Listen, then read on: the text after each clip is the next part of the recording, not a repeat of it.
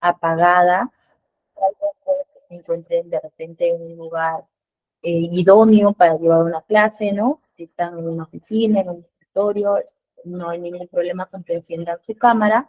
Caso contrario, de repente están por la calle todavía o llegando a casa del trabajo, les pedimos tengan mucho cuidado cuando puedan encender su cámara o el micrófono. Además, les comentamos que nosotros compartimos todo el material académico. Pueden unirse a nuestro grupo de WhatsApp, dejar su número, así como el doctor Enrique, que nos brindó su número para poder unirlo al WhatsApp. Ahí les estamos enviando las diapositivas, los accesos a las clases, les enviamos los libros en PDF, los que están disponibles, les enviamos resúmenes de temas importantes. Recientemente tuvimos un resumen sobre el proceso penal y ya el doctor está en sala. Doctor Gerardo, licenciado Gerardo, buenas tardes, bienvenido. Estamos solamente a la espera de iniciar la sesión del día de hoy.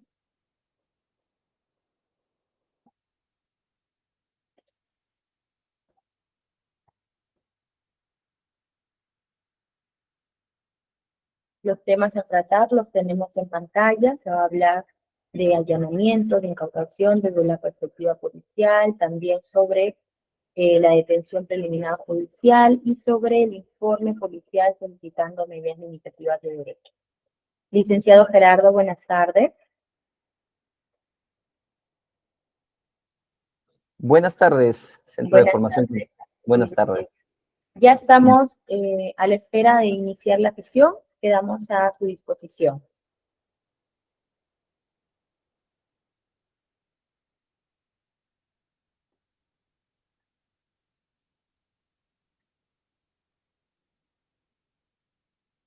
Buenas tardes con todos, Centro de Formación Continua.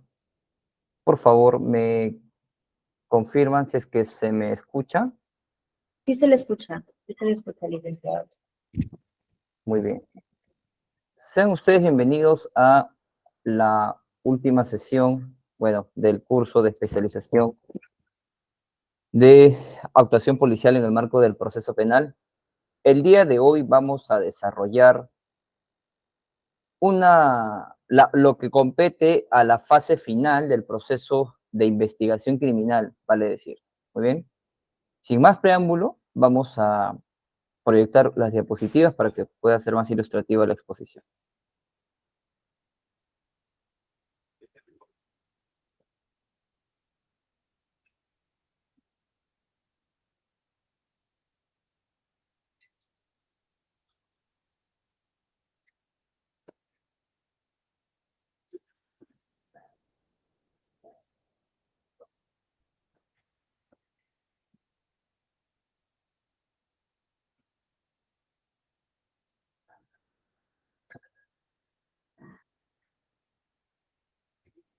¿Me confirman, por favor, si es que se visualiza lo que estoy proyectando? Sí, doctor, sí se visualiza. Muchas gracias.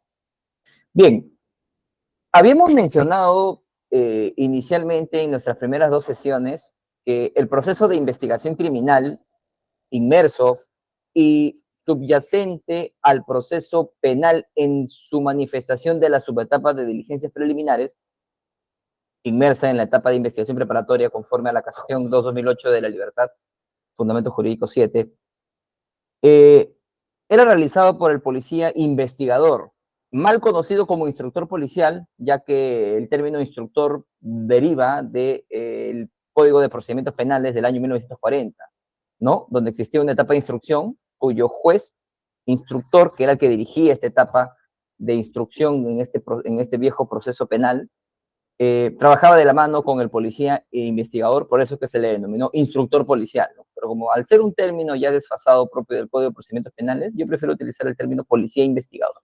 Pesquisa tampoco, porque la pesquisa es un acto de investigación. Muy bien, se encuentra regulado en el artículo 209, si no me equivoco, 208.9 del Código Procesal Penal. Entonces, si ya existe una denominación específica para la expresión pesquisa, entonces considero que el término más adecuado es policía investigador. El policía investigador conduce estratégicamente, operativamente la investigación material del delito. Muy bien, habíamos establecido que existían competencias funcionales y el día de hoy vamos a aterrizar en la fase final del proceso de investigación criminal. El proceso de investigación criminal tiene tres fases. La primera fase, fase preliminar, la cual se manifiesta con las 10 tipologías del conocimiento del hecho. Muy bien. El hecho delictivo se puede conocer de varias formas: directa, en flagrancia, por ejemplo; indirecto, por intermedio de un agraviado, un testigo, un colaborador eficaz, de repente por ahí un agente de inteligencia, etc. Muy bien. Luego ingresamos, una vez logrado el primer objetivo, que es la apertura o obtener la apertura, la disposición fiscal que apertura diligencias preliminares, aterrizamos en la fase final del proceso de investigación criminal. Perdón, en la fase de investigación, muy bien, donde se va a realizar la denominada comprobación del hecho delictivo. Y la comprobación del hecho delictivo, señores, básicamente se realiza mediante la aplicación o la práctica de actos de investigación en su extremo de común o técnicas especiales de investigación. Ejemplo de un acto común de investigación, bueno, como ustedes conocen, ¿no? La declaración testimonial, el reconocimiento de personas, ¿no? Las pericias, la visualización documental de videos, etcétera. No son actos comunes de investigación, dado que se usan cotidianamente en la praxis investigativa.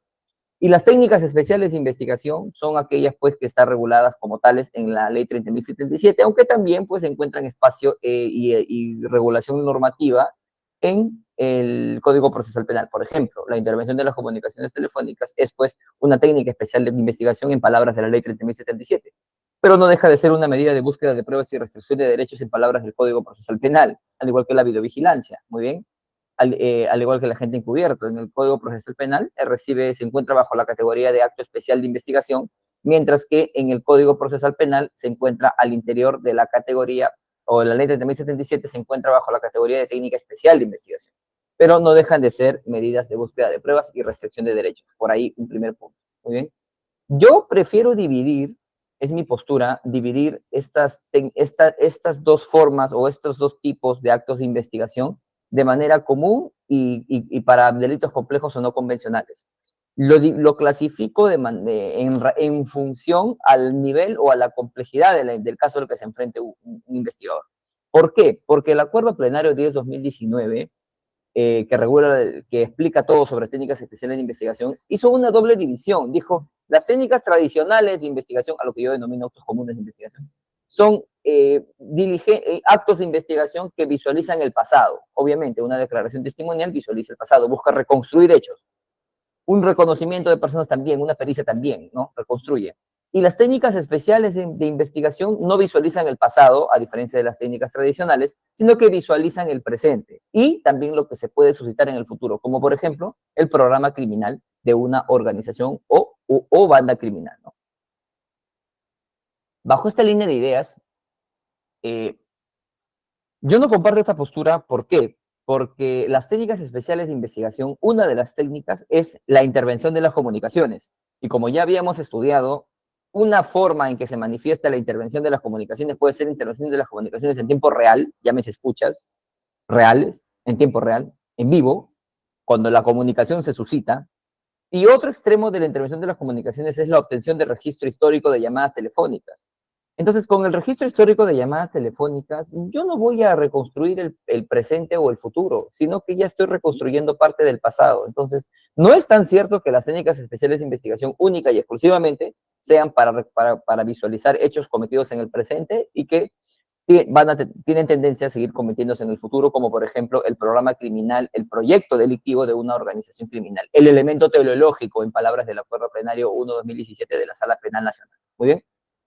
Entonces, bajo esa premisa, esa pequeña reflexión en la fase de investigación. Muy bien. Luego de ello, cuando el investigador y el fiscal, obviamente, en conjunto, en binomio, determinen de que ya la fase de investigación ha cumplido sus fines, es decir, acopiar suficientes elementos de convicción como para poder ya decidir si esta etapa, este proceso de investigación culmina de una manera ordinaria, es decir, que el policía realice su informe de resultado de investigación, o que en atención a los indicios obtenidos durante la investigación se hayan obtenido o se haya podido observar que sobre los investigados recaen indicios que permiten inferir cierta posibilidad de fuga o peligro de obstaculización de la averiguación de la verdad o entorpecimiento de la actividad probatoria, entonces conviene o se tenga bien gestionar la imposición de medidas coercitivas, restrictivas de derechos, como es el allanamiento, el registro domiciliario,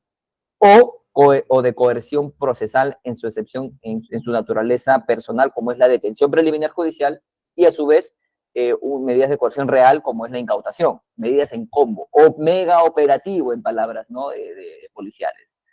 Entonces, en esta fase final es donde el policía investigador se sienta, y luego de haber acopiado todos los elementos de convicción, obviamente con participación del fiscal, si no, esos elementos no tienen validez por principio de oficialidad. Entonces, el investigador decidirá, ¿no? Decidirá si es que realmente conviene emitir emitir un informe de resultado ordinario, es decir, pone a disposición todas las diligencias realizadas durante el proceso de investigación, en la fase de investigación, o emitir un informe policial que solicite al fiscal que gestione ante el juez la autorización o la resolución judicial que autoriza la aplicación de medidas, las denominadas medidas limitativas de derechos, en palabras del artículo 6 del título preliminar del Código Procesal Penal, porque en realidad en el Código existen dos grupos, dos categorías de medidas. Primero, medidas de búsqueda de pruebas y restricción de derechos, donde encontramos al allanamiento, encontramos a la videovigilancia, al registro de personas, donde encontramos a la intervención de las comunicaciones. ¿Por qué? Porque son medidas que afectan derechos, sí, pero no son tan graves como la afectación a la libertad. ¿Me dejo entender o no? Por eso es que se denomina medidas de búsqueda de pruebas y restricción de derechos. En cambio, la detención preliminar, la prisión preventiva, el arresto el arresto ciudadano, esas medidas sí son denominadas medidas de coerción personal. ¿Por qué? Porque atacan digamos, el derecho fundamental más importante después de la vida, que es la libertad de la persona. ¿Me dejo entender? Entonces, son dos categorías distintas donde se distribuyen todas aquellas medidas que se pueden aplicar en el proceso con fines de búsqueda de pruebas o con fines de aseguramiento procesal, fines cautelares, como se establece, ¿no?, en palabras de Víctor Cubas Villanueva. Bajo este orden de ideas, señores, para poder acudir a un potencial requerimiento, bueno, el fiscal, por principio de oficialidad y bajo la titularidad de la acción penal que ostenta, él es el único que puede requerir al juez mediante requerimiento expreso, porque conforme al artículo 122, el fiscal emite providencias, disposiciones y requerimientos. Obviamente, para requerir este tipo de medidas al juez, utiliza no una disposición, mucho menos una providencia, sino requerimientos que motivadamente le van a permitir justificar ante el juez su pretensión de aplicar medidas restrictivas de derechos o de coerción personal. Entonces, para ello, sí o sí, se requiere indicios, no solo que demuestren la vinculación entre el hecho investigado y la persona investigada, sino que también demuestre el peligro de fuga y el peligro de obstaculización de la averiguación de la verdad. Entonces, bajo esta premisa, señores, si bien es el fiscal el que requiere al juez esta medida, no es de soslayar y no es de venir a menos y no es de ignorar que muchas veces detrás de este requerimiento de medidas limitativas de derechos se encuentra el efectivo policial que impulsa este requerimiento. Es decir, policía al fiscal solicita mediante informe que el fiscal gestione ante el juez la autorización judicial para aplicar medidas limitativas de derechos, llámese en sentido general, porque si bien la medida de búsqueda de prueba es un grupo y las medidas de coerción personal son otro grupo, ambas no dejan de ser medidas limitativas de derechos. Y esa es la expresión que ha utilizado o que plantea el artículo 6 del título preliminar del Código Procesal Penal. Bien, entonces, si bien es el fiscal el que requiere al juez, no quiere decir que detrás de ello no haya un arduo trabajo de la Policía Nacional, quienes alimentan y bajo la lógica de ofrecimiento policial ofrecen fuentes de información al fiscal para que luego de diligenciarlo formalmente se obtengan elementos de convicción que le permitan poder, digamos, justificar este potencial requerimiento de medidas limitativas de derechos. Y eso es lo que no se está trabajando. Solamente se habla de la aplicación, bueno, gestión, autorización y ejecución de medidas limitativas de derechos desde la perspectiva fiscal, pero no se está desarrollando mucho y no se está difundiendo de que detrás del trabajo fiscal, detrás de ese requerimiento fiscal, existe todo un trabajo de la Policía Nacional que ha construido prácticamente el 80% de ese requerimiento. ¿Por qué? Porque sabemos muy bien que las partes de la teoría del caso, pues obviamente, ¿no? Fáctico, jurídico y probatorio.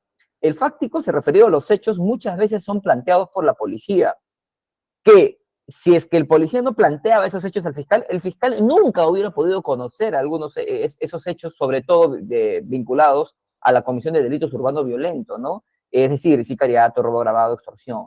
Claro, en delitos destinados a cometer a crear o sostener economías ilegales, como es la corrupción, el lavado de activos, la minería ilegal, la tala, que son o los conocidos delitos de especiales de saco y corbata, ¿no?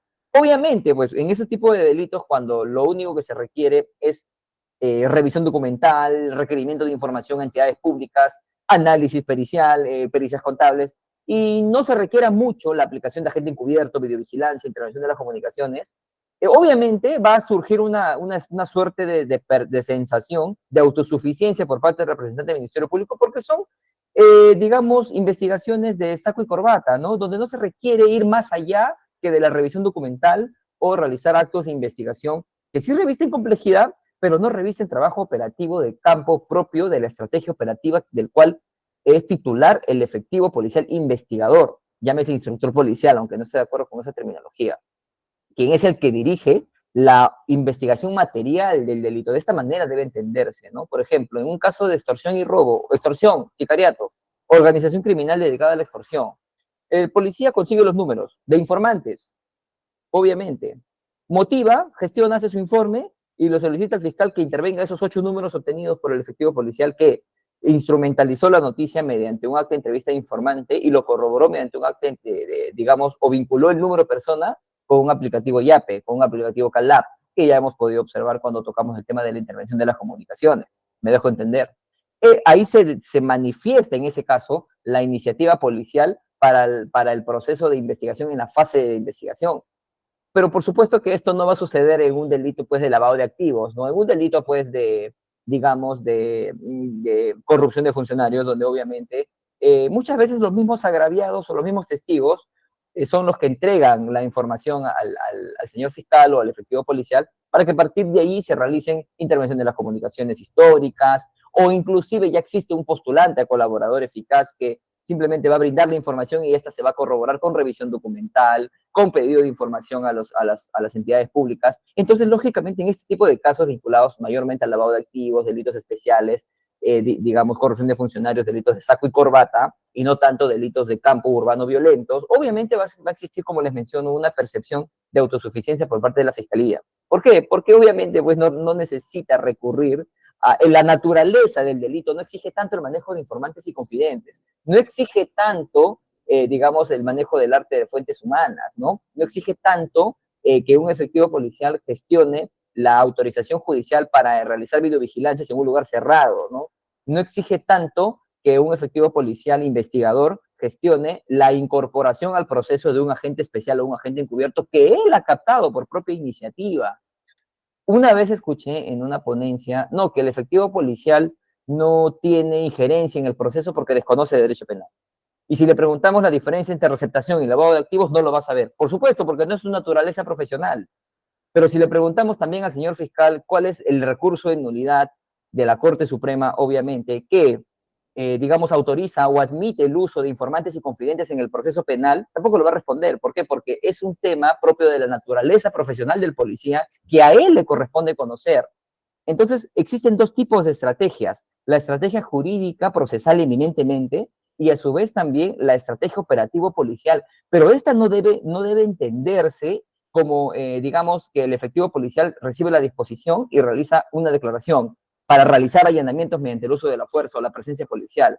No, sino para la búsqueda de fuentes de información por propia iniciativa en atención al artículo 68, inciso 1, literal N del Código Procesal Penal. ¿No? Obviamente, ¿por qué? Porque eso va a permitir construir o coadyuvar con el fiscal para la construcción de la hipótesis final y la teoría del caso que va a permitir al finalmente, pues, esclarecer el hecho objeto de investigación. Entonces, hay dos tipos diferentes de estrategia jurídica y estrategia operativo-policial. Y esta última, como les repito, no debe ser entendida desde su concepción restringida, es decir, que solo el efectivo policial se limita a realizar allanamientos por ser policía y porque tiene el monopolio del uso de la fuerza. No, sino que él gestiona con informe policial que el fiscal ante el juez requiera la autorización para ese allanamiento. O sea, no solo se limita al uso de la fuerza, sino también para la ejecución del allanamiento, sino también antes de para la gestión de la misma, ¿no? Y eso lo vamos a observar el día de hoy. Y no solo para el allanamiento, sino también para la detención preliminar, sino también para el registro domiciliario, para la incautación de bienes, para el levantamiento secreto de las comunicaciones de los objetos, digamos, tecnológicos que han sido, digamos, incautados, ¿no? Durante el mega operativo.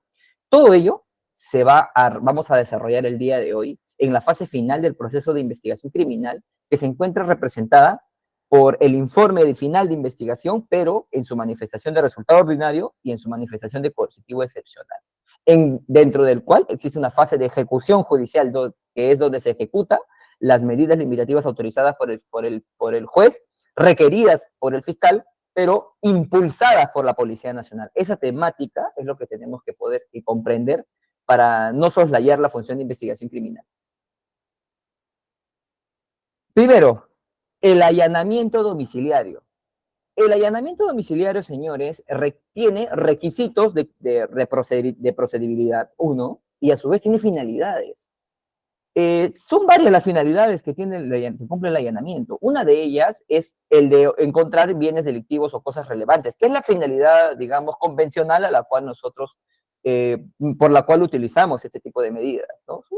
Es una finalidad convencional, común, siempre allanamos para ubicar, ¿qué cosa? Bienes delictivos o cosas relevantes vinculados con la investigación. Obviamente estos bienes tienen que ser, pues, relevantes, ¿no? Y relacionados y acreditados previamente. Ahora, esta no es la única finalidad que cumple el allanamiento. El allanamiento también puede ser utilizado para poder encontrar a una persona que que sabemos, tenemos indicios objetivos que se oculta en un inmueble, ¿no? Y esta persona puede ser un imputado o cualquier otra persona evadida, llámese un requisitoriado como más buscado, por ejemplo. ¿Se puede gestionar allanamiento para encontrar a una persona evadida requisitoriada? Por supuesto. Que no necesariamente que vaya a buscar algo adentro, no, ese algo que buscas es la persona. Es una finalidad de lo cual se refiere el artículo 214 para gestionar el allanamiento de un domicilio, ¿no? Y aparte de esta finalidad, también existen requisitos que hay que cumplir. Uno de ellos son requisitos en sentido estricto y otros que nacen a raíz de los presupuestos generales para la procedibilidad del allanamiento. Primero, un requisito específico es obviamente motivos razonables, ¿no? Para considerar de que dentro de este domicilio vas a encontrar, uno, al imputado, dos, a una persona evadida, o tres, bienes delictivos o cosas relevantes para la investigación. Esos motivos razonables son comprendidos como suficientes elementos de convicción a lo que se refiere al artículo 203 del Código Procesal Penal. Muy bien. Obviamente este es un requisito. Existe otro, que es la proporcionalidad de la medida. Lógicamente, como en toda medida que afecta a derechos, tiene que existir un criterio de proporcionalidad.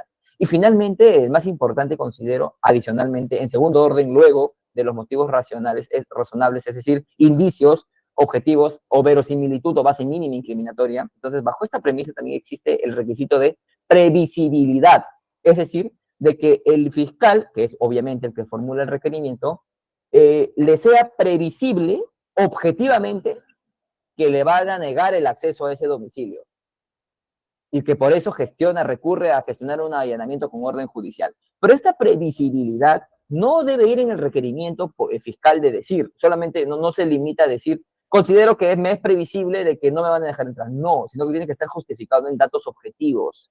Muy bien, datos objetivos que de la realidad de las cosas y de acuerdo a cada caso le va a permitir determinar a cuál o a qué referirse, ¿no? Eso es lo que quiero que quede claro. Entonces, primera premisa del allanamiento domiciliario, requisitos de legalidad. Primero, su finalidad tripartita para ubicar imputado, para ubicar persona evadida que no sea el imputado y para ubicar bienes delictivos o cosas relevantes relacionadas con la investigación en curso.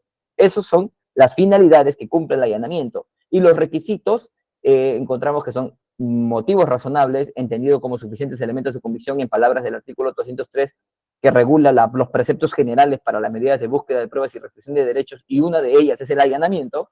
entonces tenemos que son motivos razonables, ¿no? Suficientes elementos de convicción, proporcionalidad y que haya previsibilidad objetiva por parte del fiscal de que le van a negar el acceso a ese allanamiento. Entonces, el abogado defensor tiene que atacar la no existencia primero de proporcionalidad y luego de que haya habido previsibilidad de esa medida con datos objetivos, ¿no? De que no, el fiscal pudo prever objetivamente de que esta persona le iba, el afectado con la medida le iba a qué, a negar el acceso, ¿no? Entonces, básicamente por ahí se tiene que atacar ese tipo de situaciones. Ahora, la gran pregunta a lo que nos convoca, ¿no? Porque este es un proceso penal, diligencias preliminares desde la perspectiva policial, ¿muy bien? No tanto teórico. Teórico sí, porque tiene que tener un respaldo legal. Tampoco la doctrina policial, el derecho policial moderno no nace a raíz de lo que a alguien se le ocurre, sino que también tiene pues justificación normativa, ¿no? Y la principal pregunta es, pero Gerardo, el allanamiento es el titular de la acción penal, es el policía, el fiscal. ¿Cómo es posible que el policía tenga acceso? El policía solamente puede apoyar con el uso de la fuerza al momento de ya ejecutar, ¿no? Ahí pertenece el policía, solamente para ejecutar, para nada más, porque no sabe de derecho, ¿no? Supuestamente. Claro, pero la resolución de la Fiscalía de la Nación, 4933-2014, del Ministerio Público, ha comprendido que esto no es así, que digamos, en sistemas donde sí existe un binomio real entre el policía y fiscal, obviamente se le tiene que dotar de facultades a la Policía Nacional para motivar actos procesales como el allanamiento, pese a que afectan derechos fundamentales. ¿Por qué? Porque el policía es profesional y es el que se encuentra en constante inmediación con con las principales fuentes de información. Uno de ellos fue los informantes o confidentes, y básicamente también estas son las principales. Adicionalmente encontramos también a las fuentes abiertas, ¿no? Pero principalmente a las fuentes humanas de información, a los cuales, por regla, tiene acceso la policía, informantes y confidentes. ¿Que hay señores fiscales que manejan también informantes y confidentes? Sí, pero no es la regla, porque no es la naturaleza profesional el arte de manejo de fuentes humanas. Una fuente humana de información informal, como por ejemplo informante o confidente, no se puede manejar por sentido común. Lo terminamos asustando. Si es que alguien que desconoce el manejo de fuentes humanas maneja fuentes humanas, establece contacto, negocia, lo puede espantar, porque el manejo de fuentes humanas no es algo que se realice por sentido común.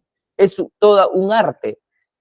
Por ello es que es el quinto paso del método general de la investigación policial denominado manejo de informantes y confidentes. Hay pautas, hay estrategias para manejar una fuente y no terminar asustándolo uno o convenciéndolo de que su apoyo va a terminar en algo negativo o su colaboración con la justicia no va a ser valorada, ¿no? Esas son situaciones negativas que se puede generar o se puede obtener como resultado del manejo inadecuado de fuentes humanas. Por eso no es algo que se realiza por sentido común, aunque así parezca.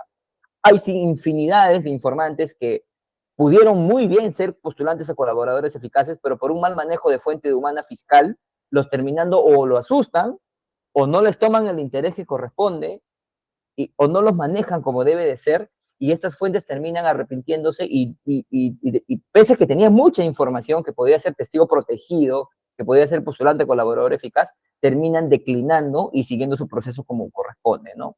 Entonces, este es un tema. El manejo de fuentes humanas es un arte y es algo que no se maneja por sentido común. Y quiero que quede claro como una segunda idea fuerza.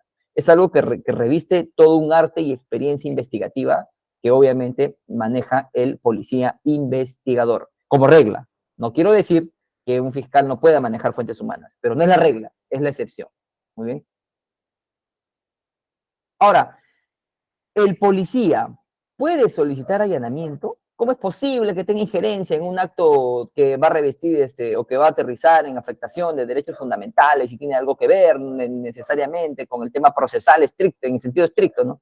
Bueno, la resolución de la Fiscalía de la Nación que aprueba el protocolo de actuación interinstitucional para el allanamiento especifica claramente que el policía que realiza labor de pesquisa elaborará un informe policial que sustente la medida de allanamiento y, de ser el caso, el deserraje, registro domiciliario e incautación, señalando el lugar o lugares intervinientes y el plazo estimado de ejecución, el cual obviamente tendrá como destino no al juez, porque claro, es cierto, el policía jamás ha requerido directamente al juez esta medida de allanamiento, pero esto no quiere decir que no lo pueda impulsar al fiscal. Si bien el fiscal es titular de la acción, es el titular de la investigación y es quien emite formalmente el requerimiento al juez para que autorice el allanamiento domiciliario, Esto no quiere decir que detrás del fiscal hay un policía proactivo que le diga, señor fiscal, toco tu reporte, tu despacho, aquí está el informe que solicita y allanamiento a ese domicilio donde he podido acreditar indicios objetivos anexos al informe que permiten inferir que en ese lugar venden droga. Te lo he motivado el informe, aquí está, actúa conforme a tus atribuciones, formula tu requerimiento. Me llamas o te llamo de acá una semana o a las 2 semanas o me notifica para ejecutar ese allanamiento. Porque si yo lo he motivado, obviamente hay que ejecutarlo conmigo, ¿no? Entonces, esa es la concepción amplia de la investigación criminal. El policía no solo está para usar el uso de la fuerza o para desplegar el uso de la fuerza en apoyo a una ejecución de una medida limitativa de derechos, sino que el policía lo puede gestionar, lo puede impulsar por intermedio del fiscal ante el juez. Muy bien. Con mucho lamento observé hace poco cuando salió el decreto legislativo 1605 que modifica muchos artículos del Código Procesal Penal y criticaba al artículo 230, pues ahora que regula la intervención de las comunicaciones y telecomunicaciones y otras formas de comunicación, regulaba o había modificado este artículo en el extremo de que señala, ahora el fiscal requiere o a pedido de la policía, ¿no? Y eso se había entendido como malentendido, como que el policía podía requerir intervención de las comunicaciones al juez. Y muchos especialistas salieron criticando, especialistas del derecho salieron criticando eso, que el policía no puede pedir intervención de las comunicaciones al juez. Pero es que el policía no lo pide al juez, lo pide al fiscal. Lo impulsa para que el fiscal haga su requerimiento en base al informe policial, ¿no? Obviamente. Entonces, ese es el tema, ¿no? Hay que comprender bien la esencia de los protocolos. No, el policía no pide al juez, solicita al fiscal, y el fiscal hace el requerimiento en base al informe, que es otra cosa muy diferente. Pero finalmente lo que se quiere es la eficacia, y si esos informes policiales van a generar autorizaciones judiciales, entonces las cosas están marchando bien. ¿Muy bien? ¿Qué es lo que debe contener este informe? La ubicación e identificación del lugar a allanar. Obviamente, si quieres allanar un lugar, tienes que saber dónde queda y se tiene que procurar obtener la dirección domiciliaria exacta o las coordenadas geográficas de su ubicación. Muy bien. O sea, existe un deber de ubicación e identificación del lugar a allanar. Por eso es que al informe policial que solicita allanamiento de un domicilio debe estar anexo un parte de ubicación domiciliaria del investigado. Y la ubicación domiciliaria puede ser la ubicación domiciliaria formal o material. La ubicación domiciliaria o el lugar de domicilio formal de una persona es la que registra formalmente en sus registros públicos, vale decir RENIEC, ¿no? Ese es un domicilio formal. ¿Que se puede solicitar allanamiento? Sí, en tanto en cuanto existan motivos razonables que permitan inferir que al interior existen bienes relacionados con los hechos objeto de investigación. Muy bien. Partes de videovigilancia previos, declaración testimonial de un agraviado testigo que diga que ahí vienen carros en la noche a comprar droga, etcétera, etcétera. La forma de acreditar los motivos razonables que para solicitar allanamiento ya vendrá de acuerdo a la experiencia de cada policía investigador, ¿no? Lo cierto es que en términos generales debe existir motivos razonables, palpables, objetivos, diligencias de investigación que permitan determinar que en ese lugar existen en su interior bienes delictivos. Muy bien. Luego de ello existe un deber de identificación también no solo del domicilio formal, sino también del domicilio material, porque puede que yo, Gerardo Chajaya, tenga domicilio en mi RENIEC en un lugar, pero en realidad no vivo ahí. ¿Yo dónde vivo? Vivo en otro lugar, donde no figura en ningún tipo de registro público, ni en RENIEC, ni nada.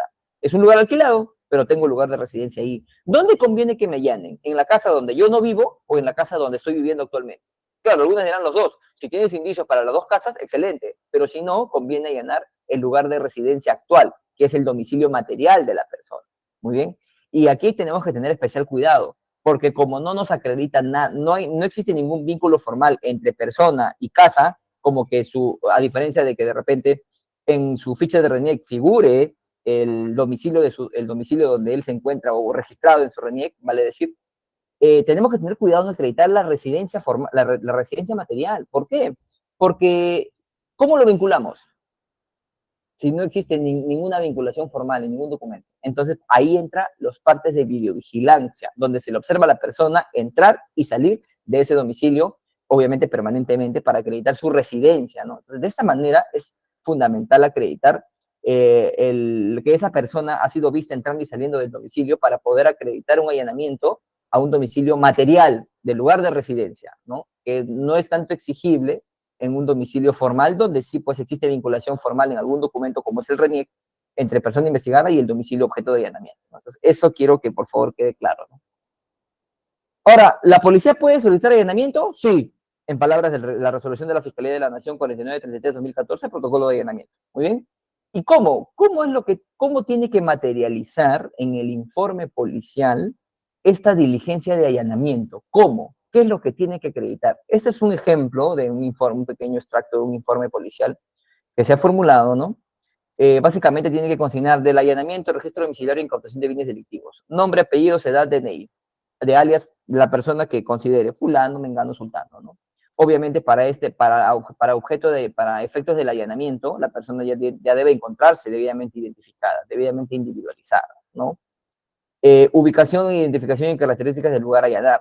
Como les había mencionado, tiene que existir un informe en específico que acredite la ubicación, es decir, coordenadas, lugar, dirección, y la identificación. Una cosa es ubicación domiciliaria y otra cosa es identificación. La identificación es mediante las características propias del inmueble objeto de allanamiento, como por ejemplo tipo de construcción, puede ser un material noble, rústico, rural, cantidad de pisos, color de fachada, características de la fachada, número de ventanas, número de puertas, forma de las puertas y de las ventanas. De esa manera se identifica un inmueble, suministro, obviamente. ¿Por qué?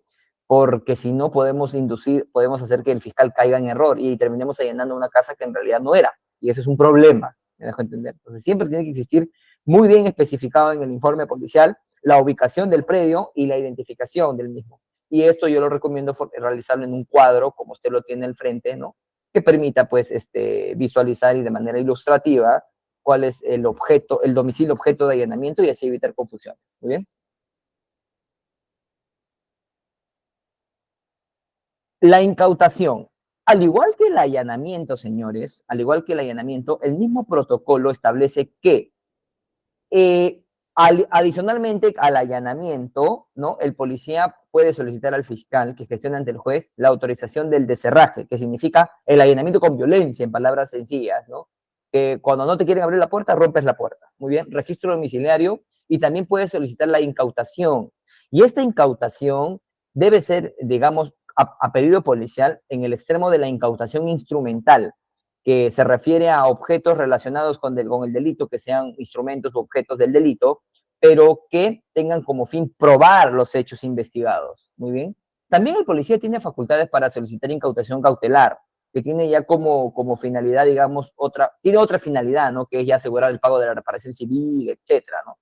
Pero básicamente el tipo de incautación que se utiliza desde la perspectiva policial, porque recuerden que estamos en el proceso penal desde la perspectiva policial, es la incautación instrumental, porque el policía, en esencia, su función es la de esclarecer hechos, la de investigar hechos, me dejo entender, bajo esa premisa, recurre a solicitar la incautación instrumental que tiene ese fin, esclarecer hecho delictivo, obtener material probatorio, prueba material, pero para probar el hecho, no tanto para el resarcimiento económico o el pago de la reparación civil, a lo que se refiere la incautación cautelar. Muy bien, diferencia, acuerdo plenario 5-2010. Muy bien, excelente.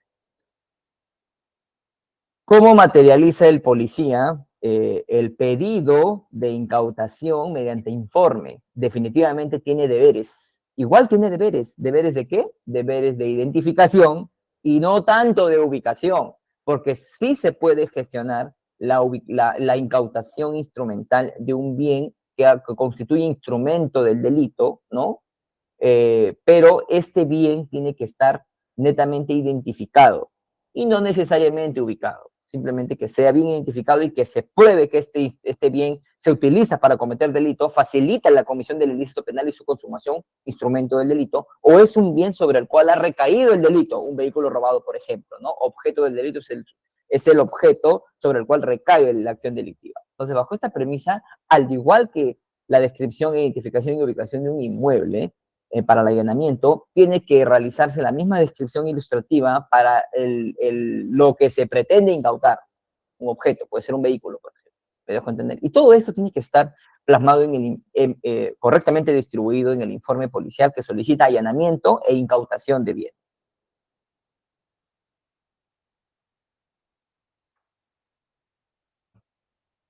Entonces, demostrado que el policía no solamente debe ser llamado, ¿para qué?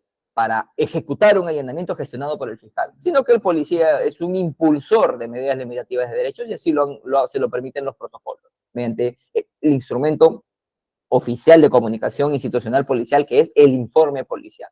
Por eso es la importancia de conocer la concepción restringida amplia del informe, ¿no? Porque si nos quedamos en la concepción restringida del informe policial, vamos a pensar que el informe solo se utiliza al final del proceso de investigación para poner a disposición un detenido o para poner a disposición las diligencias realizadas por disposición fiscal. Obviamente, si es que solamente nos limitamos a investigar desde la concepción restringida del informe, por supuesto, y ahora entiendo por qué, pues existe en la comunidad jurídica una percepción de que el fiscal es el que dirige toda la investigación, porque claro, el policía solo se limita a realizar los actos de investigación que él ha dispuesto, pero eso será bajo la perspectiva pasiva de la investigación, porque también existe una perspectiva activa de la investigación donde el efectivo policial investigador despliega por propia iniciativa, uno, el conocimiento del hecho para ofrecer al fiscal sospecha inicial simple de la comisión de un delito mediante informe policial y así ingresar al proceso penal. Y también existe iniciativa para, una vez aperturado el proceso penal con disposición fiscal, obviamente impulsado por la policía, también despliegue su actividad investigativa de iniciativa, pero para la búsqueda, ubicación e identificación de fuentes de información, como puede ser un testigo o un video, por ejemplo. Entonces, bajo esa premisa, esta es la perspectiva activa de la investigación. No solamente limitarse a lo que dice la disposición fiscal, sino también en atención al artículo 68, inciso 1, literal N del Código Procesal Penal, que regula las atribuciones de la policía en materia de investigación criminal, desplegar por propia iniciativa, digamos, una suerte de búsqueda de fuentes de información, asegurarlos mediante acta y poder aplicar la lógica de ofrecimiento policial, que es ofrecer las fuentes de información obtenidas al fiscal para coadyuvar con su función oficial de persecución delictiva. ¿Me dejo entender? Es una forma diferente de ejercer investigación criminal. Por eso es que se denomina perspectiva activa de la investigación. La detención preliminar judicial, adicionalmente, ya hemos desarrollado pues, el allanamiento y la incautación que va de la mano con el allanamiento. La detención preliminar judicial, a diferencia del allanamiento, a diferencia de la incautación, a diferencia del registro domiciliario, no existe un protocolo de actuación institucional que permita al policía solicitar al fiscal, ¿no?, que gestione ante el juez la detención preliminar judicial, a diferencia del allanamiento que sí dice, ¿no? El mismo protocolo dice, ¿no? El policía elaborará un informe que sustente la medida de cerraje, ¿no? Remitiéndolo al Ministerio Público. Ya, o sea, solicitas allanamiento mediante un informe. Pero para la detención preliminar, no. No obstante, lo cual eso no quiere decir de que si no existe un protocolo o una norma desde el punto de vista legal jurídico, digamos que no especifique taxativamente que el policía puede pedir al fiscal que gestione ante el juez la detención preliminar, no quiere decir que no exista eso en nuestras propias normativas institucionales. Y al respecto, en la parte superior encontramos el manual de un extracto del Manual de Procedimientos Operativos de Investigación Policial, MAPROPOL, Manual de Procedimientos Operativos Policiales de Investigación Policial, es decir, MAPROPOL del año 2013, aprobado muy bien con resolución directoral de la Policía Nacional, que te establece lo siguiente: para la detención de las personas como consecuencia del proceso de investigación policial, deberá reunirse previamente las evidencias que permiten establecer que la persona a detenerse está implicada en delito o infracción punible. Para lo cual se confecciona un informe solicitando al fiscal gestione ante el juez de turno la detención preliminar del investigado. Entonces, bajo esta premisa, el mismo manual policial lo dice. Y si no les parece suficiente, nos vamos al Código Procesal Penal, pero de manera implícita. El artículo 65, inciso 4, regula la facultad policial de recomendar al fiscal respecto del diseño de la estrategia de la investigación. Muy bien. Entonces, dice que el fiscal decide la estrategia de investigación adecuada al caso, muy bien, y la policía brinda sus recomendaciones a tal efecto. ¿Qué es estrategia de investigación? Estrategia es determinar cómo realizo algo, una determinada cosa, una determinada situación. Entonces, la regla de la estrategia de investigación es que la investigación se realice con la persona investigada en libertad. Esa es la regla. Por eso es que no puede existir un método de investigación que aterrice en la detención, digamos, sí o sí, de una persona, porque la detención preliminar judicial o la detención o cualquier tipo de privación de libertad es excepcional cuando concurran los requisitos para tal efecto. No es la regla. Por eso es que no puede existir un método que aterrice sí o sí en la aplicación de medidas limitativas de derechos, porque estas son excepcionales, no es la regla. ¿Me dejo entender? Entonces, bajo esta premisa, si la estrategia de investigación, por regla, toda investigación debe ser realizada con el investigado en libertad, entonces la excepción a esta regla es adoptar una forma diferente de estrategia de investigación, como es el caso de realizar la investigación con el investigado sometido a una medida de coerción personal como es la detención preliminar. Entonces, bajo esta premisa es que el policía puede brindar una recomendación al fiscal en el extremo de variar la estrategia de investigación de la regla, que es la libertad o investigación en libertad para el investigado, a la excepción, que es y realizar la investigación, pero con el investigado sometido a detención preliminar, judicial. Muy bien. Pero obviamente esto tiene que estar debidamente motivado y justificado mediante informe policial que demuestre y exponga los indicios o, en palabras del Código Procesal Penal, razones plausibles que permitan determinar que una persona se encuentra vinculada a un hecho delictivo. Muy bien. Entonces, ya hemos resuelto la base legal normativa específica y general, explícita e implícita, que permite al policía tener injerencia en la gestión de una medida tan gravosa como es la detención preliminar judicial. Es decir, la privación de la libertad de una persona. Bajo esta línea de ideas, señores, ¿cuáles son los requisitos que debe observar el policía para poder solicitar al fiscal que gestione ante el juez la resolución judicial que autoriza detención preliminar a una persona? Primero, que existan razones plausibles. ¿Y qué es plausible según RAE? Justificación. Razones justificadas. Cualquier cosa es justificado. Eso es lo que es la sensación que se tiene en la comunidad policial y jurídica. Pero eso es mentira. No cualquier cosa es justificado. Muy bien. Una declaración testimonial que se indica directamente a una persona a ser el autor de un delito, sí es una razón plausible, sí es justificado, porque es una sindicación directa.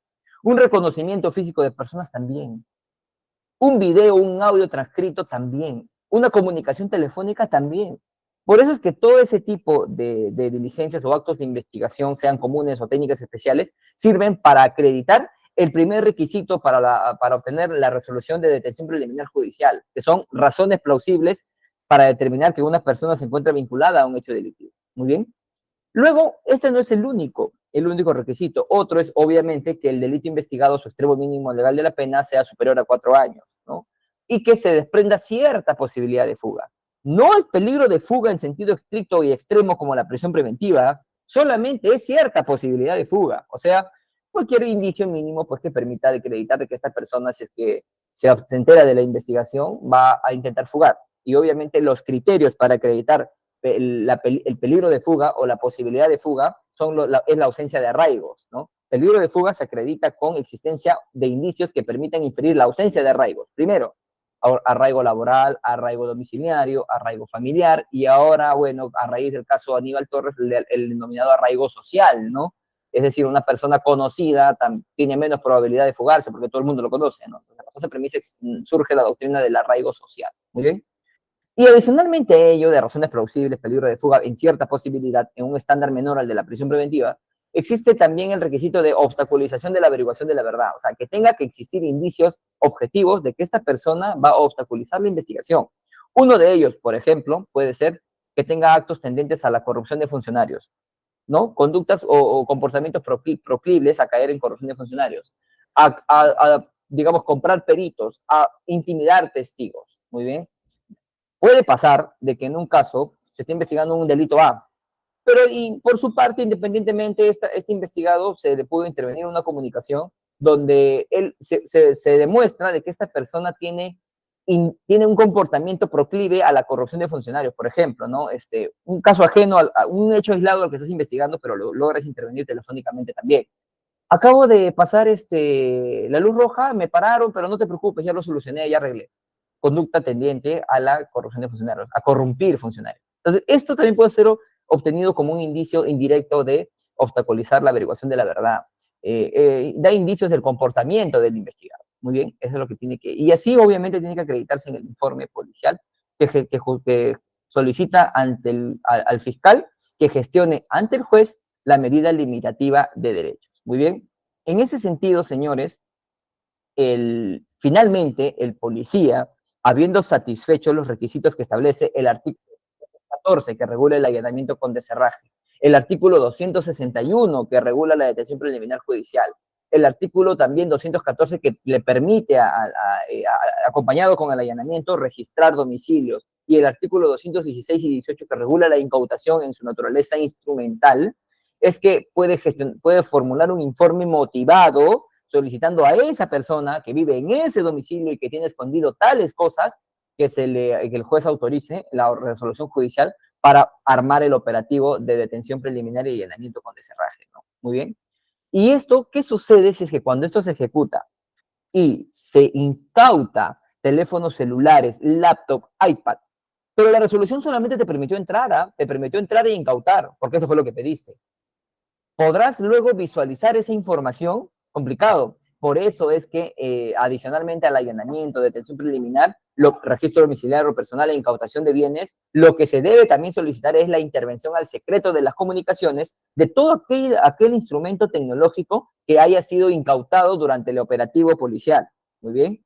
Y a su vez también pedirse la autorización para emplear instrumentos tecnológicos periciales que permitan la extracción de la información de estos equipos tecnológicos incautados. Porque si no, cuando ya los tienes incautado y no tienes autorización para su visualización específica, surgen cuestionamientos por parte de la defensa técnica. Por eso es que esto hoy en día ya se ha superado, y cuando el policía investigador solicita hay, medidas limitativas de derecho en combo, allanamiento, detención preliminar, registro domiciliario, incautación, también adicionalmente a ellos solicita la intervención al secreto de las comunicaciones, pero no para intervenir sus escuchas de ellos, ¿no? Eso es en la fase de investigación. Este pedido de levantamiento del secreto de las comunicaciones ya es tendiente o orientado a extraer información de los equipos tecnológicos de comunicación y otras formas de comunicación que se incauten durante el allanamiento. ¿Me dejo entender? Es diferente.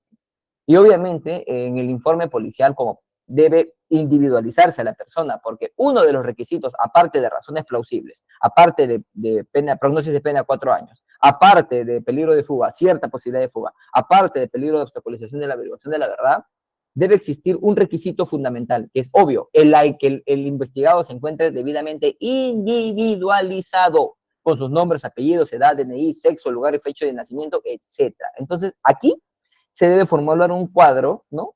Con la fotografía del investigado, y obviamente este es un resumen, porque es el informe que solicita la medida.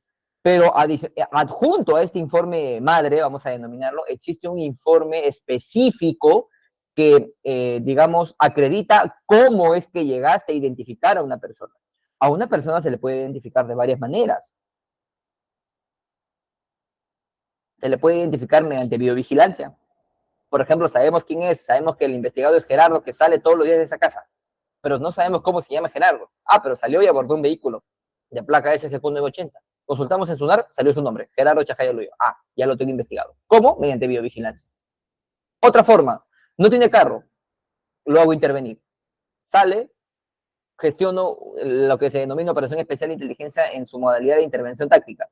Coordino yo, investigador, coordino con una unidad de motorizada o de patrullaje, de prevención, policías de calle, que lo intervengan por control de identidad policial. Hago mía, descargo esa acta de intervención por control de identidad policial del sistema y ya tengo identificado a esa persona.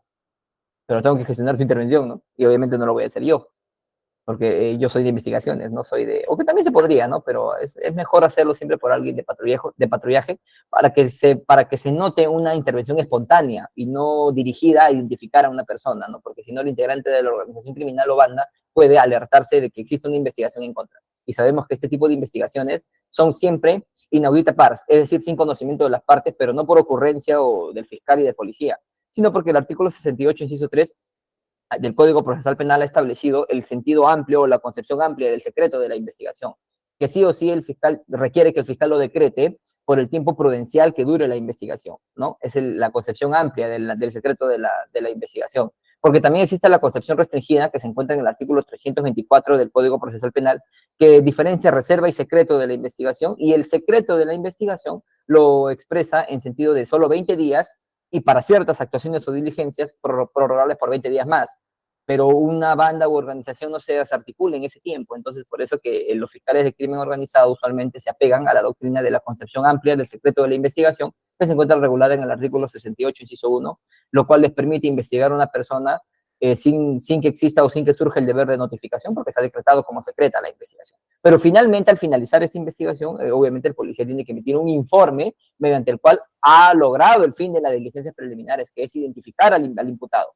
Y tiene que plasmar cómo. Una de las formas es mediante videovigilancia. Otra de las formas es mediante intervención ficticia, intervención táctica coordinada por el investigador. Muy bien.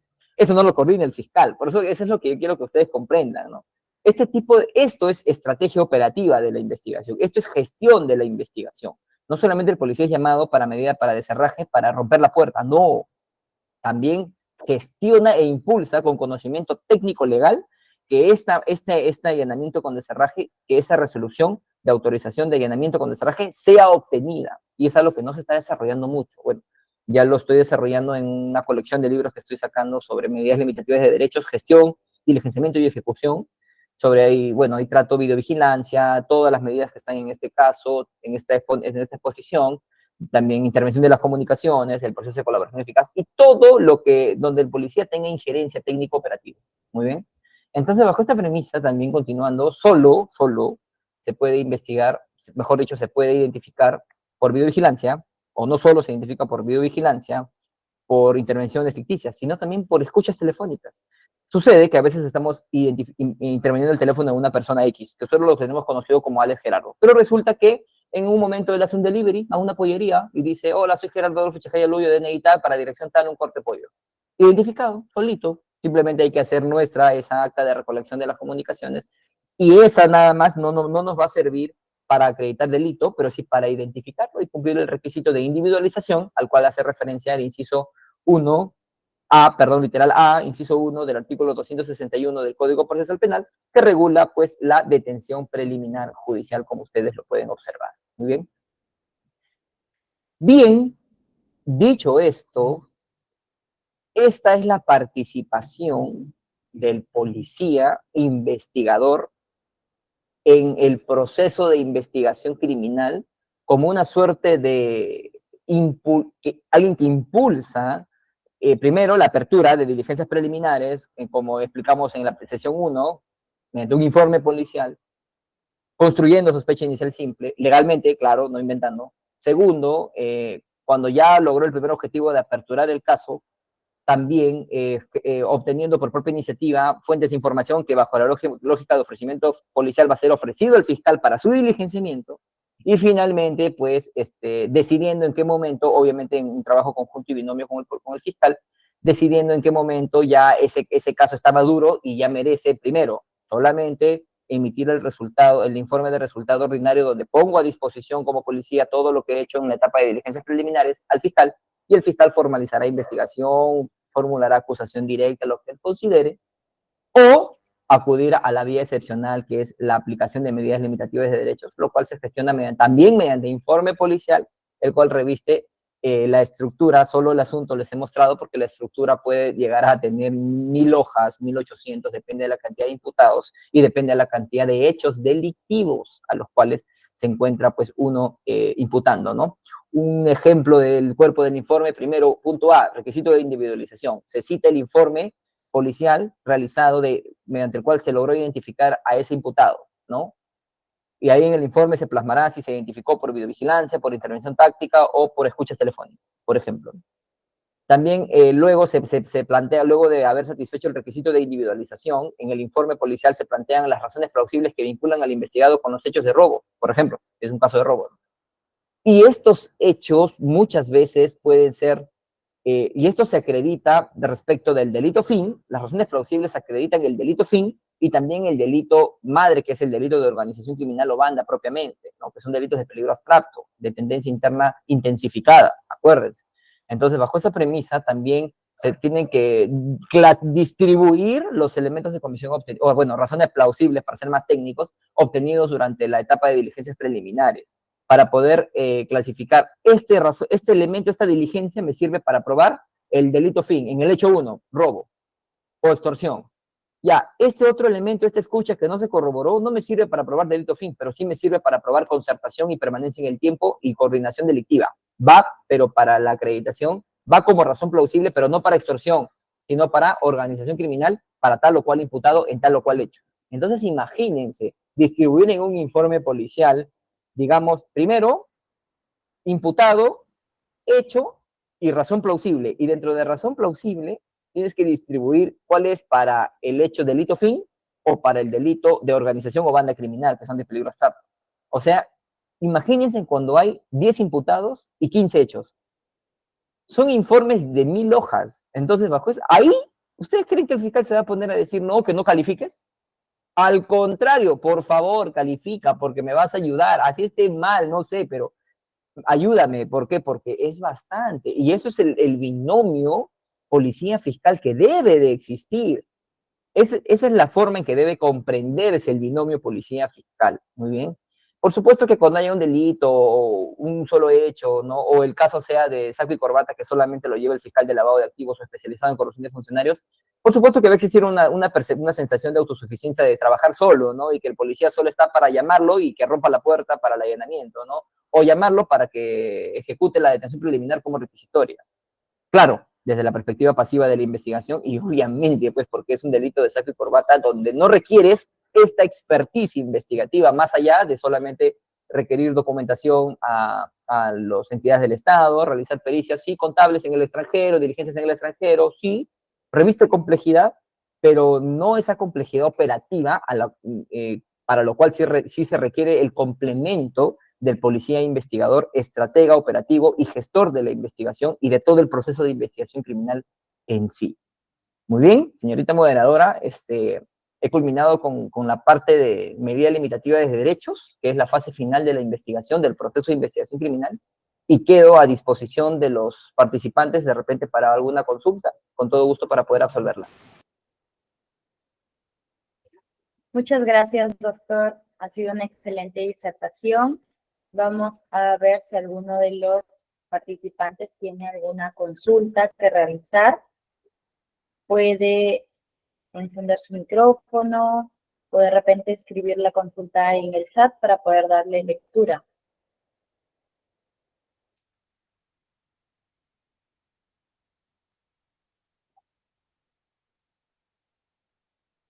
¿Alguno de los participantes? Al parecer ha quedado todo claro y eso es un indicador positivo. Sí, bueno, parece que ha quedado todo claro, licenciado, el día de hoy. De repente alguien tiene una consulta con toda confianza. Pueden encender la manito, encender su micrófono O en o su defecto, de repente, el chat, ¿no? ajá, claro, para darle lectura de repente.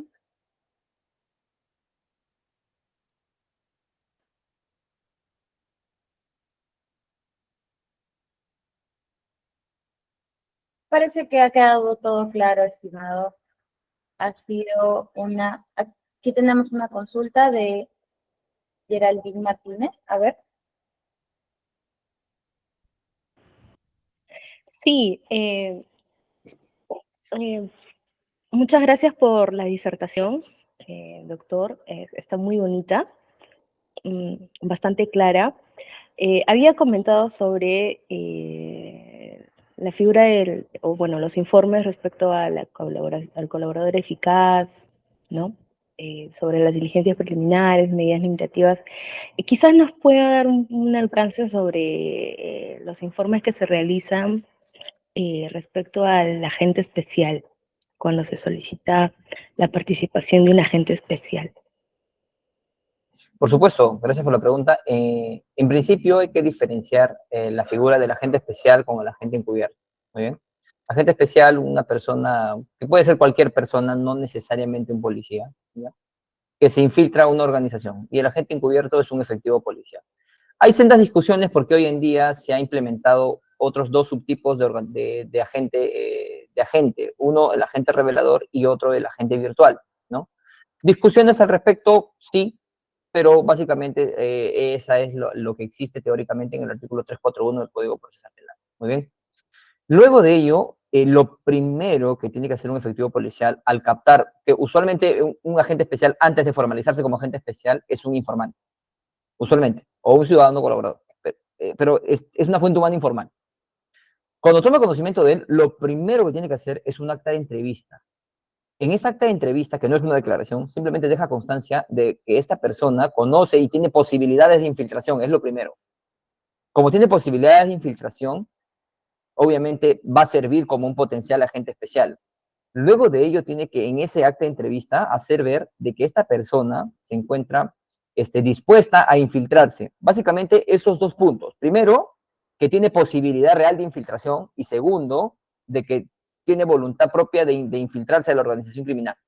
Básicamente esos dos puntos tiene que tener el acta de entrevista. De esta acta de entrevista se hace un primer informe, que es informe que pone en conocimiento del fiscal la captación de un potencial agente especial. Primero, el fiscal va a tomar conocimiento y ya va a, obviamente, no va a emitir la disposición que autoriza o que autoriza la participación de un agente especial, pero sí te va a decir, muy bien, es como una evaluación de pertinencia de la fuente humana, que es un potencial agente especial. Y te va a decir, ahora continúa con tu segundo paso, que es realizar un acta de adiestramiento de ese potencial agente especial en temas de operaciones especiales de inteligencia. Es lo que tiene que hacerse. Tiene que darles clases mínimas, instrucciones mínimas de infiltración, de mimetizaje, de sonsacamiento, de interrogatorios, pero obviamente en el sentido de inteligencia, ¿no? No me refiero al interrogatorio de la investigación, no, sino en el tema de la inteligencia, que es obtener información sin que la otra persona lo sepa, como por ejemplo el sonsacamiento, ¿no? O obtener información de una persona a sabiendas de esta que es interrogatorio. Estamos hablando del campo de inteligencia. Entonces, todo esto, esta gama de operaciones especiales de inteligencia propias o técnicas propias del agente de inteligencia o de la persona que se va a infiltrar a la organización, tiene que dejarse constancia en acta, que es un acta de adiestramiento o instrucción de esta persona para su infiltración, muy bien, en la organización criminal. Adicionalmente a ello, tiene que adjuntarse un plan de trabajo. Ese plan de trabajo tiene que ser, en ese plan de trabajo se nombra a un policía encargado del monitoreo constante de este agente especial. Entonces, estos dos documentos, el acta de adiestramiento y el plan de trabajo, nuevamente son remitidos al fiscal. Y en base a eso, el fiscal evalúa los dos informes, primero de la captación y segundo del adiestramiento y del plan de trabajo, donde se le asigna un policía responsable de este agente especial y los fines para los cuales se va a infiltrar en la organización. A todos se planifica en ese plan de trabajo. Inclusive se consignan ahí planes alternos en caso de riesgo de identificación del agente, etcétera, ¿no? Entonces, bajo estas dos insumos, el fiscal advierte y evalúa y dice, emito disposición fiscal que autoriza la conformación del cuaderno de agente especial, donde se nombra a Gerardo Chajaya como agente especial SGQ 1120, por ejemplo, ¿no? Y ya la información que él brinda al proceso, todo va a ser en atención a actas de entrevista o informes de agente encubierto, ¿no? Yo prefiero actas de entrevista o declaración de agente encubierto porque finalmente un agente encubierto o especial es un testigo en el proceso. Entonces yo prefiero que sea un acta de entrevista, porque un informe, ustedes saben que el informe policial no es prueba documental ni prueba testimonial, sino prueba documentada.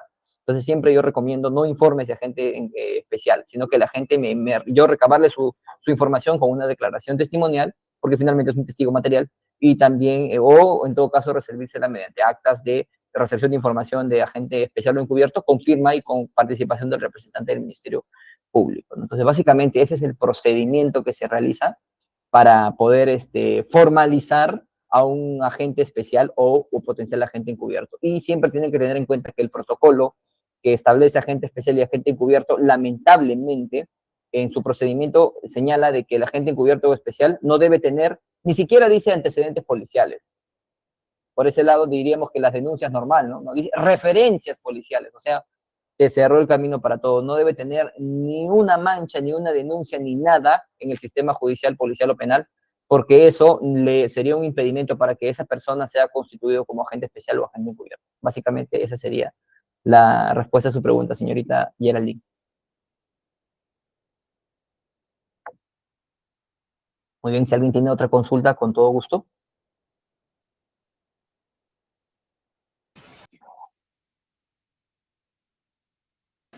Doctor, buenas noches. ¿Cómo está? Buenas noches, adelante. Doctor, de antemano felicitarlo por su exposición, muy ilustrativa. En base a lo que está señalando ahorita del agente especial, lo pongo en un panorama, yo pienso personalmente que un poco limitan ya que que un agente especial no tenga referencias, ¿no? O antecedentes, porque yo pienso que el agente especial es un sujeto, ¿no? Que está dentro de la organización, que conoce la organización, que participa. Y acá viene mi pregunta, quizás. ¿Qué pasaría si esta agente especial, que ya está con acta de entrevista, con plan de trabajo, con disposición, ¿no? Comete delito, doctor, o participa de este? Eso sería mi pregunta, doctor. La prohibición de cometer delito es una prohibición ex ante a la disposición que convierte a una persona en agente especial. Es ex ante, o sea, antes de, porque ex post, justamente el artículo 341 del Código Procesal Penal le establece de que el agente especial o agente encubierto tiene cierta posibilidad de delinquir, tiene como un permiso de delinquir, en tanto en cuanto este acto, digamos, de delinquir propiamente no lesione la vida, obviamente, ni la integridad de las personas, ¿no? Ni comete delitos graves, sino delitos que se encuentran en el marco de la organización criminal que se investiga. Justamente esto cumple una función de salvaguardar su identidad, porque muchas veces las organizaciones criminales ponen a prueba a aquellas personas que ellos sospechen que son agentes y le dicen, a ver, mándalo a que mande droga, o mándalo, no sé, a cobrar en la extorsión. Entonces, bajo esa premisa, esta es la naturaleza, la lógica por la cual al agente especial o agente encubierto le reviste cierta facultad o permiso para delinquir. Muy bien, en tanto en cuanto no atente contra la vida, por supuesto. Entonces, bajo esta premisa, puede delinquir ex post o puede cometer cualquier delito, puede ganarse una referencia ex post a la disposición fiscal que apertura diligencias preliminares, porque se encuentra cubierto con este permiso para delinquir. Pero este permiso para delinquir no puede entenderse como un permiso para provocar el delito, porque ahí surge la figura del agente provocador ya desarrollado por la sentencia del Tribunal Constitucional. Entonces, no debe confundirse. Una cosa es que uno cometa un delito siguiendo la línea de su infiltración, y otra cosa es que provoque manifiestamente el delito. Eso es lo que no debe existir. Muy bien. Entonces, bajo esta premisa, si es que después de la disposición que lo nombra como agente especial o agente encubierto, no hay ningún problema. Si delinque, no hay ningún problema. Pero antes, sí, porque le va a generar una referencia policial, ¿no? Y eso es un impedimento para que sea incorporado al proceso como agente especial. Básicamente por ahí sería la respuesta a su cuestionamiento. Perfecto, doctor. Muchas gracias por las preguntas. Me permiten desarrollar bastantes ideas. Y bueno, ahora, les hago una pregunta, a ver ya, para poder, para que sea más amena, ¿no? Más interactiva. Un agente, y esta es una pregunta que se la realizan en diferentes fiscalías, se la realizan en diferentes unidades policiales, hasta en juzgados, porque no hay nada desarrollado al respecto. Vamos a ver la lógica, el razonamiento. Un agente especial, a su vez, puede ser un colaborador eficaz. ¿Qué dicen? A ver, alguien de repente quiere intervenir, hay que hacerlo más didáctico. Para que no sea un monólogo, ¿no? Sino también es una suerte de interacción con el público. Siempre es bueno. ¿Qué dicen? No, sí, sí, no. ¿Mm? Ya, esa pregunta en algún momento se les va a presentar. ¿Ya? Y lo cierto es que nada, algunos dicen no, tajantemente, ¿cómo es posible? ¿No? Y otros dicen que sí. Lo cierto es, señores, que nada lo prohíbe. Nada lo prohíbe. ¿Eh? Taxativamente nada lo prohíbe. El tema viene en que el postulante, el colaborador eficaz, cuando se somete al proceso especial de colaboración eficaz, se entiende que un postulante en concepto, lo dice el decreto legislativo, el decreto supremo 007-2017 del sector justicia, que reglamenta el decreto legislativo 1301 que dota de eficacia el proceso especial de colaboración eficaz, que un postulante colaborador eficaz es una persona que se encuentra disociada de la actividad criminal. Si se encuentra disociada de la actividad criminal, de ahí se desprende que ya no puede cometer delito. Sí, obviamente, es la lógica, o sea, él ya deja esa vida mundana de cometer delitos y ahora se encuentra sometido a ayudar a la justicia, a colaborar, para perseguir beneficios premiales. Entonces, ya se entiende que ya debe dejar de delinquir, debe dejar esa vida, por eso está colaborando. A eso se refiere con que se encuentre disociado de la actividad criminal, y lo dice el concepto en el decreto supremo 007-2017 del sector justicia. Entonces, por eso es que el fiscal, cuando emite una disposición fiscal que nombra o asigna clave a un postulante colaborador eficaz y da inicio al proceso especial, también emite un acta de compromiso de no volver a delinquir, y eso lo firma el postulante a colaborador eficaz, porque se entiende que ya está disociado de la actividad criminal y ya no tiene permiso para delinquir. Entonces, si es que esta misma persona que se ha comprometido a no volver a cometer delito, y también en ese mismo proceso, digamos, incorporado como agente especial, se le usa como agente especial, y el agente especial tiene permiso para delinquir, entonces es que en algún momento este agente especial se le presenta la oportunidad riesgosa y tiene que delinquir para que no se den cuenta que él es un agente encubierto o especial, entonces no va a poder delinquir porque va a perder su proceso especial de colaboración eficaz. ¿Me dejo entender? Por un lado, estoy prohibido de delinquir. Por otro lado, tengo permiso para delinquir, pero no lo puedo hacer porque si no se me cae lo uno, que es mi colaboración eficaz. Entonces ese es el problema. Entonces la respuesta es, un postulante colaborador eficaz sí puede ser un agente especial en tanto en cuanto este agente especial renuncie a su posibilidad de delinquir en el marco de esta técnica especial de investigación de agente especial. Lo cual atenta, pues es riesgoso, porque si en algún momento la organización criminal lo prueba y le dice, a ver, extorsiona, a ver, no sé, vamos a hacer esto, y él dice, él va a tener en la mente de que es colaborador y no lo va a poder hacer porque se le va a caer su proceso, ¿qué creen ustedes que le va a pesar más a él? ¿Su proceso de colaboración eficaz que le va a dejar libre de toda culpa? ¿O una técnica especial de investigación que solamente le va a servir a él para ayudar a la fiscal, pero no va a recibir nada a cambio? Va a querer cuidar su proceso de agente especial, ¿no? Perdón, la técnica especial de agente especial, perdón, de colaboración eficaz, porque eso lo va a beneficiar. Entonces, por eso es preferible, señores, nunca jugar con los dos, salvo que le digas la verdad, ¿no? Que a veces no sucede. Entonces, ¿por qué? Porque él va a delinquir y va a perder su proceso, o va a ser cuestionado de que este proceso debe ser traído abajo porque él ha delinquido, y él en el proceso especial de colaboración eficaz se comprometió a no delinquir. Entonces, básicamente esa es la regla de diferenciación. O sea, sí se puede ser colaborador y agente especial, en tanto en cuanto el agente especial renuncie a su facultad de delinquir en cualquier momento cuando le sea necesario salvaguardar su integridad o cuidar su identidad ficticia como agente especial. ¿Muy bien? Un pequeño, hay una pequeña pregunta ahí que se ha hecho muy conocida en los juzgados, en las fiscalías, y que hasta el momento no se ha dado respuesta, ¿no? Pero bueno, ahí está, un poco de razonamiento. Sí, doctor, disculpe, en base a esto, doctor, lo que usted está diciendo sí es cierto que la persona o el agente, el sujeto, creo que va a poner en balanza y va a poner o sea, a tomar el tema de la colaboración eficaz, ¿no? El procedimiento de colaboración eficaz en base a la técnica de agente especial. Doctor, en base a esto quiero hacer una pregunta en su capacidad personal. ¿Qué opina que la colaboración eficaz no cuenta con plazos? Yo tengo entendido que no cuenta con plazos para el proceso de colaboración eficaz, a diferencia de las técnicas especiales de agente especial y agente encubierto, que sí cuentan con plazos, ¿no? ¿Qué opina usted de eso, doctor? Hay un proyecto, desconozco si se aprobó, sería mentirles, me gusta mentir, que establecía plazo para la fase de corroboración del proceso especial de colaboración eficaz, pero creo que no se ha aprobado. Ya. Yo considero que sí debe haber plazo. El problema no es que si debe haber o no debe haber, yo creo que sí debe haber. El problema es cuánto.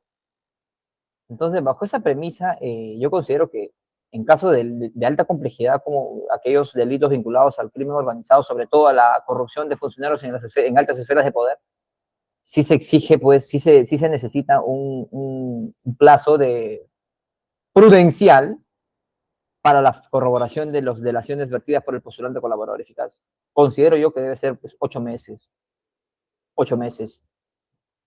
hasta un año, porque hay delaciones y delaciones. Hay delaciones que te delatan un hecho y hay delaciones que te delatan 3 organizaciones criminales. Y hay delaciones que te delatan solamente un integrante y hay delaciones que te delatan organizaciones transnacionales. Entonces, bajo esa premisa, de acuerdo a la naturaleza del delito investigado, que sea declarado como complejo o vinculado al crimen organizado, en atención y proporcionalmente a ello debería también establecerse un plazo. Pero yo sí considero que debe existir un plazo. ¿Ya? El tema está cuánto, ¿no? Yo considero que puede ser 8 meses, un año, de acuerdo al delito investigado. ¿Sí?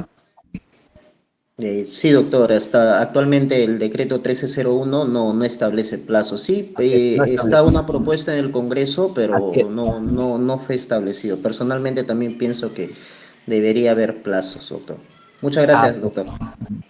Muchas gracias a ustedes. Bien, si no hay más preguntas, agradezco infinitamente al Centro de Formación Continua por la invitación, por haberme convocado, por dar un espacio a la difusión de la doctrina policial o lo que hoy se considera como derecho policial moderno, para poder esta corriente del derecho se pueda pues crecer, pueda difundirse y se deje de concebir que el policía investigador solo se encuentra en el proceso penal para ejecutar allanamientos, para utilizar la fuerza, y que ya se le empiece a ver como lo que ha sido desde hace mucho tiempo, que es un gestor del proceso de investigación criminal y un impulsor de muchos casos que sin su participación ni siquiera quizá habrían llegado al conocimiento del Ministerio Público, para que a partir de allí disponga el inicio formal de la investigación mediante la disposición de apertura de diligencias preliminares. Sin más que decir, agradezco la invitación nuevamente, siempre a su disposición. Tengo una obra, Tratado de Investigación Criminal explicado en diagramas, que ustedes pueden adquirir sin ningún inconveniente, donde he desarrollado específicamente todo lo que he hablado desde la primera sesión hasta el día de hoy. Muchas gracias, señorita moderadora, y quedo a su disposición. Muchas gracias a usted, licenciado. Ha sido una disertación excelente, las 3 clases, y esperamos contar con su participación en nuestros próximos cursos. Muchas gracias. Que tenga buenas noches. Buenas noches con todos. Muchas gracias. Gracias. A los participantes que aún no se han podido matricular en el curso, recuerden que pueden escribirnos al número que está en pantalla para poder brindarles toda la información acerca de la certificación. Esta certificación es totalmente válida para convocatorias públicas o privadas y está en convenio con el Ilustre Colegio de Abogados de Piura. Asimismo, queremos invitarlos a participar a nuestros próximos cursos a desarrollarse en estas fechas. Tenemos cursos en materia penal juvenil, como podemos ver, el próximo jueves 7, este jueves 7, a cargo de la doctora Claudia Félix, tendremos el tema Justicia Penal Juvenil en el marco del Código de Responsabilidad Penal del Adolescente. Pueden escribirnos para poder darles el acceso gratuito a esta clase. Y para los que se encuentran interesados en derecho laboral, tenemos el próximo martes 12 una capacitación y de actualización en cálculo de beneficios sociales. Si desean también matricularse o adquirir la certificación o simplemente visualizar las clases, pueden escribirnos a los números que están ahí en pantalla para poder brindarles toda la información necesaria. Sin más que decir, agradecemos la participación de todos ustedes el día de hoy. Si aún no tienen la certificación de este curso, escríbanos o dejen su número en el chat para nosotros poder escribirles. Muchas gracias y que tengan todos muy buenas noches.